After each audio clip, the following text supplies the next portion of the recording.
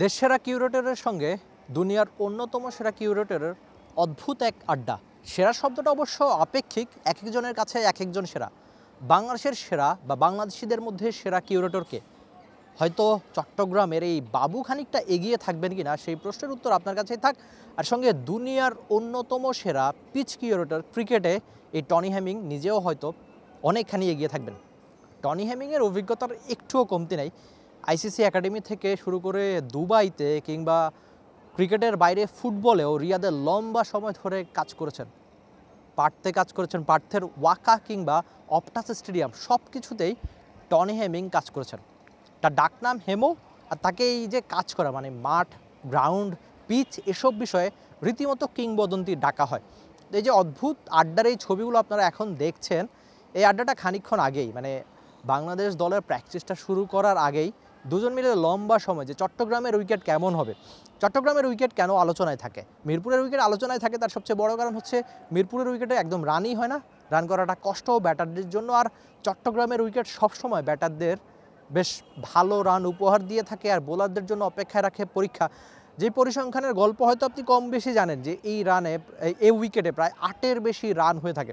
তো সব মিলিয়ে আমরা কি উইন্ডিজ সিরিজে অনেক বেশি রান দেখতে পাবো কিনা, বা চট্টগ্রামের কিউরেটর বাবু টনি হেমিংয়ের সঙ্গে যে আড্ডাটা দিচ্ছেন, এই আড্ডার ফলে কিন্তু বাবু নিজেও হয়তো খানিকটা উপকৃত হবেন। কারণ পুরো ক্রিকেট দুনিয়ার অন্যতম সেরা একজন পিচ কিউরেটরের সঙ্গে যেভাবে বাবু আড্ডা দিচ্ছেন, আলাপ করছেন, বা টনি হেমিং আমরা দেখেছি যে মিরপুরে বাংলাদেশ দল যে ধরনের উইকেট চেয়েছিল, যেটা রান কম হবে, সেই ধরনের উইকেটই কিন্তু প্রডিউস করেছে ওয়ানডেতে। আর টি-20তে হয়তো বাংলাদেশ সম্প্রতি যে দারুণ ক্রিকেটটা খেলছে, আপনি ওই সবশেষ 1-1.5 বছরের মধ্যে বাংলাদেশ টি-20 ক্রিকেটে কিন্তু দারুণ ক্রিকেটটা খেলছে। বিশেষ করে ওই এশিয়া কাপে পাকিস্তানের সঙ্গে একটা ব্যাটিং ব্যর্থতার ম্যাচ বাদ দিলে বাংলাদেশ দল কিন্তু এই উইন্ডিজকেই তাদের মাটিতে 3-0 ব্যবধানে হারিয়েছিল।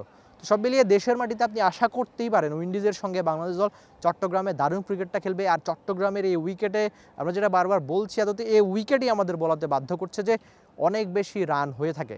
তো এই যে দেশের অন্যতম সেরা পিচ কিউরেটর আর গোটা ক্রিকেট দুনিয়ার অন্যতম সেরা পিচ কিউরেটরের এই অদ্ভুত আড্ডায় নিশ্চয়ই রান প্রসঙ্গটা বা উইকেট প্রসঙ্গ বা বাংলাদেশ দল কেমন উইকেট আশা করছে, কেমন উইকেট চাচ্ছে, সেই ব্যাপারটাও অনেকখানি প্রাসঙ্গিক।